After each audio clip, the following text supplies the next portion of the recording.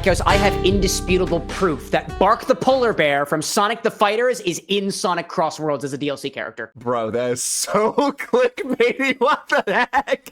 I have a solid train of logic to get to this point, and it also has implications. Please allow me to walk you through that logic. All right. Bark the Polar Bear has no voice lines, therefore he is DLC in Sonic Crossworlds. Because he's DLC in Sonic Crossworlds, he must come from another world. As we saw in episode 39 of the LoreX podcast, we find that Bark the Polar Bear has not had a single scripted line spoken. No spoken lines in the comic series or any of the video games that he's ever been in. Recently it was noted that the Sonic Crossworlds DLC characters specifically don't have spoken lines. And more specifically than that, interactions of rivalry between characters who happen to be racers. There's a lot of interdialogue between specifically the Sonic the Hedgehog base game characters, but for additional DLC characters coming from other worlds like Hatsune Miku seemingly, Joker, Ichiban from...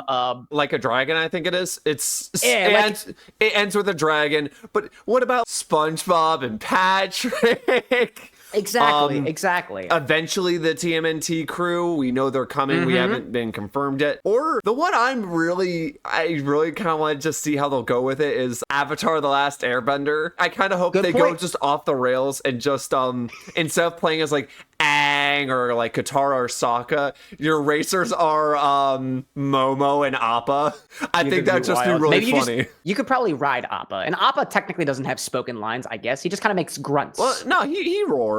Actually, no, that is incorrect. He does have lines in Avatar. Excuse me. I think this is a digression from Bark the Polar Bear. I thought this was about silence and characters. Think of it this way, Lycos. Some of the DLC characters canonically don't speak. Steve from Minecraft, he makes grunts and stuff. The Hatsune Miku creeper doesn't. It hisses. But if we follow the logic that Bark the Polar Bear doesn't have spoken lines by default, we could also draw the line that not only is he a DLC character, but he also comes from another world completely. I see where you're going with this. Do I agree? No, but please continue. I'm fascinated. So I think the question I'm concerned with is not diving deeper into Crossworlds. I'm gonna wait till the game comes out. I got high hopes. Sega did this for a reason. I am very excited. I did not play like the demo or anything, but I am still very excited for this game. Yeah, and evidently it came down to project scope and not wanting to basically be too much of a burden on the other IP owners who were being involved in the Crossworlds experience. Yeah. But it wouldn't be as much effort for Bark because Bark is already Sega IP. But I'm not really concerned about that. Like, I want to see my boy in Crossworlds, but I'm more curious about what world he comes from. In this hypothetical, if he came from another world, because he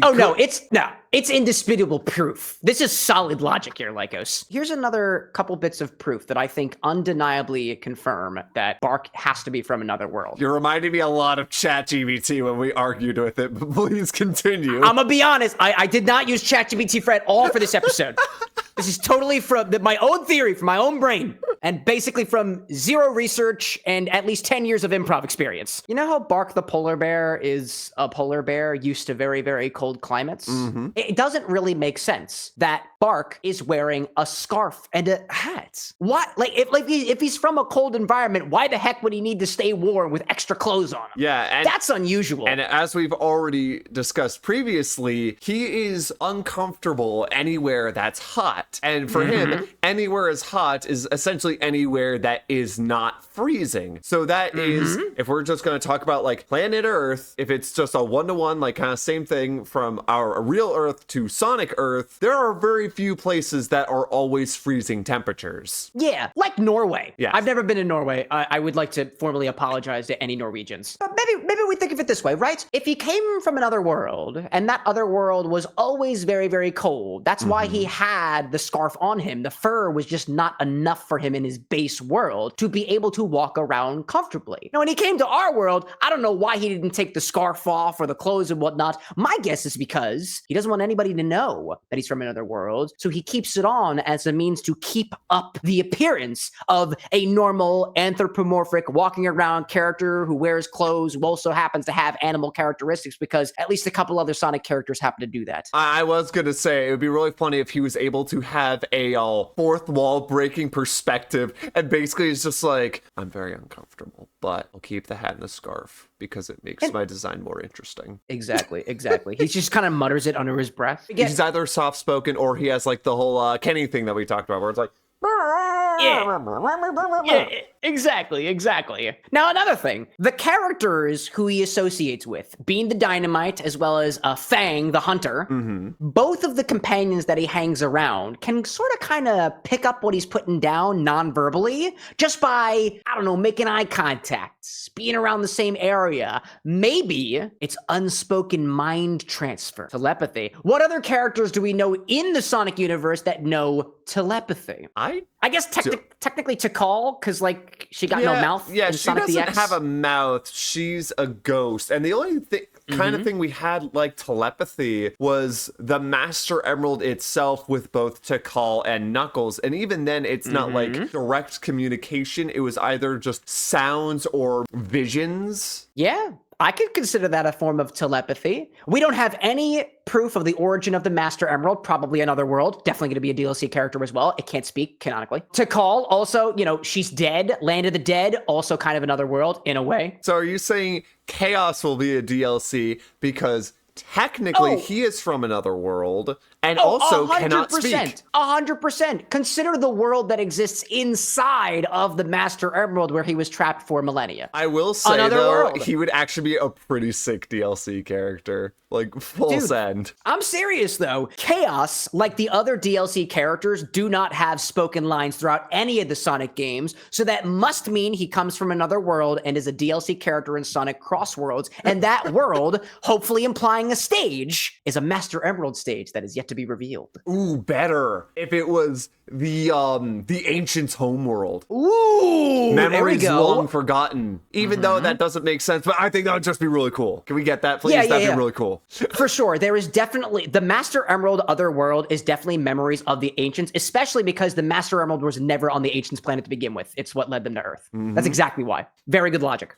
And that also means that the 7 Chaos Emeralds are going to be one character as well. Yeah, they can't speak either. Yeah, and the best part is it'll be so easy for design because they just have to put one of the emeralds and then each color is just a different skin because that's what they're doing with the ghosts from Pac-Man, Inky, Blinky, Pinky, and Clyde. Exactly. And even better, we get these little Chaos Emeralds, or maybe they blow them up for the sake of size. I don't know. They can. I think they can change size in some series, right? And some of the media, yes. Even better, the Chaos Emeralds will be like snug in their little chair and they've got a little seatbelt on them. It's like whenever I go to the store and I have to bring like a glass bottle back with me, I do kind of like strap it in all safe, like not in the front seat, in the back seat. Give it like extra padding, like if you got a bunch of napkins and it's in like a paper bag, you put that on the bottom to try and keep make it nice and cushiony. Remember those projects that we had to do in physics class in high school where you had to make sure the egg don't break? Yes. It's one of those contraptions, but it's also belted in. It's also seat belted in. Oh, wait, no, they're not from another world, but I think that would be really funny if that was a character. Rings become the character. But then again, I think Rings driving around in a car collecting other rings. I don't know, I feel like there's something weird about that. But it would be really funny, though. Ringabilistic qualities. Oh, man. Rings collecting other rings. If you were in a car or something that was made of rings and it got bigger the more rings you collect, oh, man, I think that'd actually be really funny. My God, it's been rings this whole time? Wait, it's all rings? Always has been. Where is my mind going with this? All right, well, let's bring it back to our boy Bark. Okay, right? Yep. Bark is DLC in this fallacy that we are continuing to go down the Bark hole of. He's from another world. That other world is very, very cold. The residents of the other world have telepathic abilities, allowing them to communicate with other people and other people from other realms too, without a single word being spoken. And I think it has to do with familiarity. I think the powers aren't reliant on distance. I don't think they're reliant on eye contact. I think they're just reliant on social relationships developed with the people that they're close with. Because Bark is really close to both Bean the Dynamite and Fang. So I think it stands to reason that that's why he can telepathically communicate with them. I will say that actually would be really funny if they added all 3 of them to Crossworlds. Fang, the sniper, not the hunter. We were wrong on that one. Excuse me. Bean and Bark. I think that'd just be really funny if they were all thrown in. Then they're all from their own world. And Bean's planet is literally just a bomb with a fuse on it. And basically his people, their ultimate objective is to light it and just light their planet ablaze because they want to see the explosion.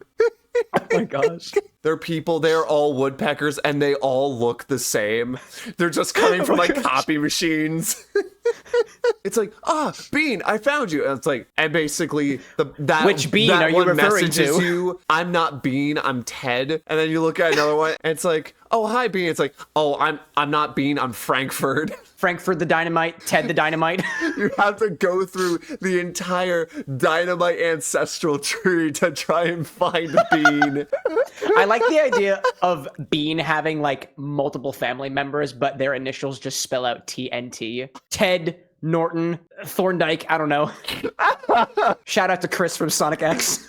Oh man, Chris Thorndike as DLC character because he is from another world canonically, you know, Chris Thorndike from Sonic X. But he does have spoken lines, so they could just make him mute though. That's fair. They could.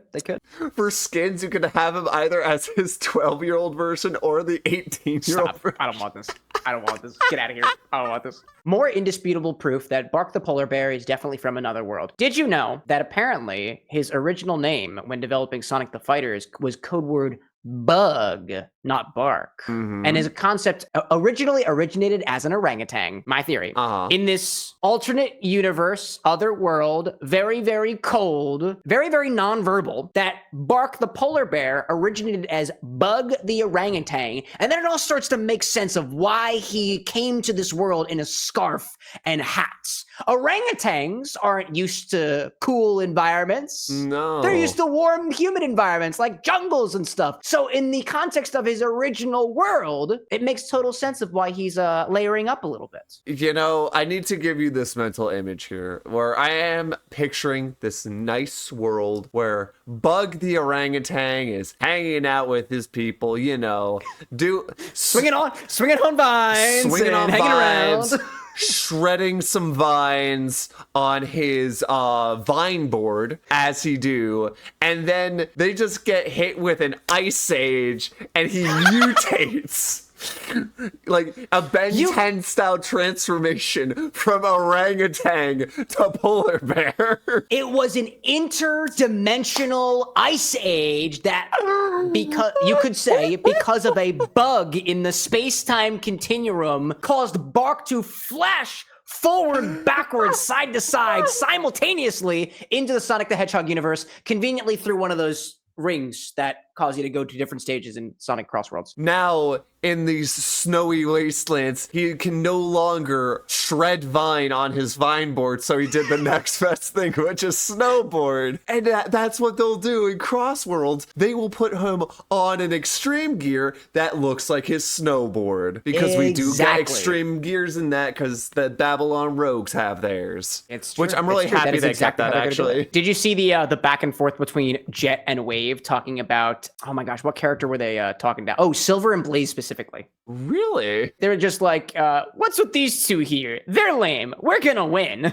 Jet being Jet. Cockatiel as always. Because at first I thought you were talking about like the like one of the Tales tubes they've done, because they've been doing a lot of Tales tubes about like a bunch of the characters in the games, and the main one I've watched was them going over, I almost said the Robotnik forces, but that term isn't right, the mechanical crew, right, such as Sage and Metal Sonic and Eggpon and Omega. Your boy. My boy. His guns for hands. I think you could try to say that the flaw in this indisputable proof is that there are some other characters that also don't necessarily have spoken lines. Like, for example, I've never seen an Eggpon speak. Well, they like make a little sound effect, but right. I don't know if that's like some kind of speaker in their face, or perhaps it could just be their joints moving. I do like the mental image of Eggman or some other loud and outspoken character, like maybe Knuckles, just like shaking their fist at the Eggpon being like, "Watch the road, buddy!" And then the Eggpon being like, "Zerp?"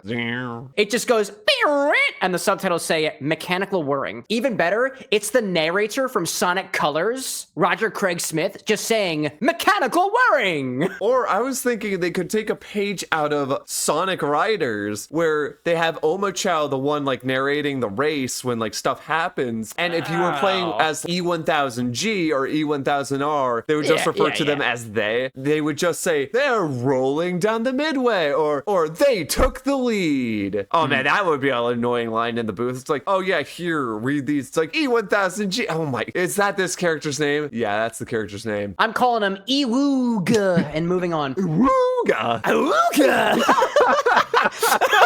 Can we have that on the egg pond, like whenever it passes someone, it does the like classic like awooga sound? And there's like a little squeaker horn on the front. Maybe that's the way that Bark winds up communicating with the drivers as he goes by. There's no rivalry talk between them, but instead, and this might apply to the other DLC characters as well, it's just sound effects from their corresponding worlds representing the placeholder of banter. So I'm imagining, you know, the creeper goes by, and instead of something like, I don't know what kind of taunt a creeper would do if it could speak. Why the green face? But instead it just goes like, I don't know, hiss, boom, or the munching sound effect as Steve goes by, as scraps of food just like pixelatedly there's fall no upon way it could Sonic's face. happen, but it would be really funny like if Steve like passed someone, they played like one of the voice lines from like the movie, like him just scream chicken jockey or something. Like I know that wouldn't happen, that can't happen, but it would be kind of funny, not gonna lie. In Sonic Crossworlds, Steve is approaching Sonic the Hedgehog in first place, and all you hear is just Steve's of a chicken and his breakfast is how. It's just media clips from this Minecraft movie with Steve pushing a little note block, playing those on command, popping out a record, throwing in a new one, throwing those records behind him, smashing upon the railway, and then the shards of the record correspondingly being caught by Bark the polar bear, aka Bug the orangutan, slinging them back using those ninja skills that he might have picked up from No, he tossed the shards to Fang, and Fang would load up his cork gun and just go ba ba ba ba ba. It does stand to reason that maybe instead of just getting Bark, we get Bark, Bean, and Fang in one car. Which you know could also apply to the 7 Chaos Emeralds too, but they're all collectively sharing one seatbelt. It's like the Three Stooges. Oh my gosh, that actually sounds hilarious. Like having 3 people trying to struggle driving one car. Oh, and their car, it could be Fang's car from the comics. Oh my god, wait, he has a car, doesn't he? He has the little hover car thing. Yeah, right. It's the Mighty Queen, right? I don't remember. The Marvelous Queen. I forgot it's got a 3-seater mode. I also just found this image of the Marvelous Queen with Fang in the front seat, Bean and Bark on the sides, and Bean is playing with what's that toy that has the ball attached to it? It's a paddle ball. Paddle ball. Yeah, he's playing with a paddle ball, and Bark is just like, "What's over there?" Neat. I'm considering my lost loved ones from this world that I left behind inadvertently. Orangutan and Orangamom, I miss you. Orangasis, Orangabro. Oranga-unk, I miss all of you so much. I miss home in the monkey tree, the frozen scapes of the Amazonian ice forest. I will find a way to unmutate myself and change back into an orangutan and go back to shredding vines. Bark also has a motive to participate in the races. If there are many worlds all connected via these giant rings to allow you to travel to any world, Bark is participating in the race with the hopes that one of those rings will lead him back to his homeland. The implication of whether or not he's going to untransform is beyond the scope of most of modern science. You say modern science. However, there is a universe connected here that does deal a lot with mutation. In the mutated, disgusting streets of New York City, we have 4 mutated turtles. Yes, dude. Bark wants to meet the turtles to get the mutagen to try and transform back into an orangutan and then use the ring. There is hope! There There is hope for Bug the Orangutan to make a triumphant return, but also get some mad ninja skills along the way. Or I guess snowboarding skills. That's radical, right? I mean, at least in the 2004 4Kids TV show, Michelangelo did skateboard. Close enough. Yeah, so there is hope. And learning new terrain to shred instead of the nice lush jungles or the frozen wasteland, you got the sewer system of New York City. Maybe that's the real plot of Sonic Racing Crossworlds. Bark the polar bear is specifically trying to find a way home, and he needs at least one object from the universe of all of the DLC characters. Pay for all the DLC, get Bark what he needs, and let our Orangaboy find his way home. He needs all the help he can get. Hopefully he doesn't need any cactus juice. There's definitely some in Avatar. It'll quench you. Yep. And there's nothing quenchier. Some would say it's the quenchiest. So, what are all of the DLC that's been confirmed? What is every universe that's been confirmed? We have to figure out exactly what item he needs from every universe. Okay, I have a question. Are we including pre-order bonus characters? Just the universe beyond characters? I think that's what you called them. Yeah, that's what I called them. I know I took that phrase from Magic, but it's the best way for me to describe it. Looks like we got Minecraft, SpongeBob, Pac-Man, TMNT, Avatar. We got Miku, Persona, Like a Dragon, and then the last one is still to be announced. I'm looking at a Reddit post here that also says that Bayonetta is here, Echo the Dolphin, Mega Man, and Dr. Wily. Do you have a source for this at all? I think you're looking at Smash Brothers, dude. I'm on r/Sonic the Hedgehog. Sonic Racing Crossworlds full character list taken discussion. All right, I'm gonna back out of Reddit for a second. Yeah, no, because I don't think it's accurate. that just sounds like Smash Brothers. It really does, though. What does Bark the polar bear need from Hatsune Miku, aside from a song? It's like, she doesn't really... She has, like, her... Oh, duh, I'm an idiot. The leak. Like, you've seen the gif of her with, like, the leak? Like, it's like a classic thing she has. I can't say I'm familiar. What does a leak have to do with returning to your homeland? It's something that she has. I'm not going to say constantly because I don't really know Hatsune Miku, but this is fair. It is something she has relatively frequently. It is a token from her homeworld that she took with her into this world, potentially, that ties her back to her homeworld. And if Bark can collect all the taken objects together, by their powers combined, he can return back to the land of the orangutans. All right, so what's he stealing from Joker? I'm thinking, I don't know much about Persona, but what about like a card, a playing card? I don't think he does play. Is that a thing he does? I didn't get far enough in Persona 5 to really get that, but I was thinking either his mask or his gun, because he does have a gun. It's a model gun, so it's not real, but it is a model firearm. Something feels oddly powerful about an object meeting that description. Bark gets a gun from Joker. Yep, a model gun. Bark gets a model gun from Joker. Ichiban, I'm not crazy familiar with Like a Dragon. Isn't he just from Japan? Yeah, it's like Yakuza, I think. So steal his jacket. Just steal his suit jacket. Pretty radical jacket. Good Wait, look. which jacket? You mean the jacket, or you mean like this Hawaiian shirt that he's got going on? I'm thinking his straight up jacket that he has in like the standard picture. That's fair. Honestly, I want to see Bark take this really awesome tropical looking shirt right off of Ichiban's back, dude. Or for a comedic effect, don't take his suit jacket, take the pants that go with it because it would be funny.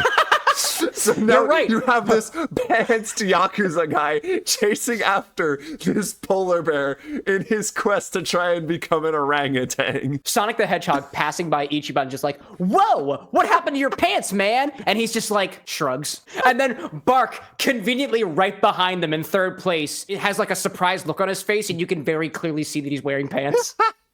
From the people from Minecraft, what would Bark need? My first thought was, what is something that everyone thinks of when they think Minecraft? Diamonds. So just a classic diamond. Steve's probably loaded. Same with Alex. And if the creeper were to have something like that effect, it wouldn't be a diamond, it'd be gunpowder. Because what does a creeper drop? Gunpowder. Not diamonds, right? Not diamonds. Nope. Dude, oh my gosh, if creepers drop diamonds, that'd be great. It'd be wild. The diamond can be used as the focus for the laser that opens up the ring that takes Bark home. That's just science. Now, SpongeBob SquarePants, this one's pretty easy. What's the most iconic thing from SpongeBob? Dude, jellyfish jelly. He's got to have a snack for the ride home. Bro, no. A Krabby Patty. He's got to have a snack for the ride home. Exactly. A soggy, moist, meat-ish burger. Yeah, a questionable burger. Because Bark's a total carnivore. knowing these- So are orangutans. Knowing these cartoon characters, they probably have a Krabby Patty in their pocket, or maybe even in a little to-go box, you know? Grab something from work before he went off to the races, or gave it to his best friend. This polar bear just runs by